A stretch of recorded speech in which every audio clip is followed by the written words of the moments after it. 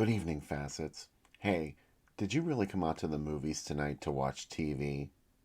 Well, we're sure glad you did, because the first of tonight's two TV terrors is sure to get your motor running. It was directed by one of Hollywood's finest. Just look at his IMDb page and it'll tell you right there. He practically walks on water, and his name, Steven Spielberg. Duel was first broadcast on November 13th, 1971. It was an ABC Movie of the Week, although these ads call it the Movie of the Weekend, which seems slightly less important, as it wasn't good enough for the entire week. After the movie aired, the reaction was very positive, and Universal Pictures decided to give the movie a theatrical release, so additional footage was shot to give it a longer run time, including some swear words to make it seem less like a TV movie.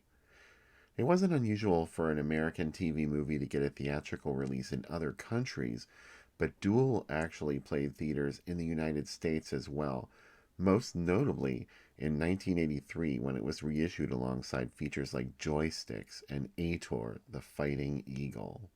Duel is effective for a number of reasons, one of them being the very limited amount of dialogue and soundtrack music. It's also strange how Dennis Weaver's character is in this intense claustrophobic situation where he cannot escape what seems to be a semi-demonic truck, and yet it's taking place in broad daylight on an open highway. From the small screen to the big screen, direct from 1971 to this screen here in Facets, get set for the dirtiest, dustiest Dennis Weaver you'll ever see in your life. Here's Duel. Warning, patrons of Facets, you're being watched. And I've got another question for you.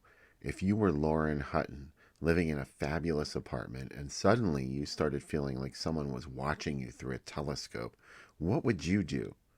Well, if you answered, hang around and conduct my own investigation while remaining a target for a deranged stalker, you were thinking along the lines of John Carpenter when he made this 1978 TV movie, Someone's Watching Me. Seeing this on the big screen is a fantastic opportunity. We all know John Carpenter's reputation for creating ominous visuals using deceptively familiar settings. Even though this is a TV movie, it just begs to be released from its small screen trappings. For years, this was unavailable on home video in the United States, so unless you caught it in a rerun, you probably had never seen this precursor to Halloween, which Carpenter began work on 2 weeks after finishing this picture. Now, it was eventually released on DVD.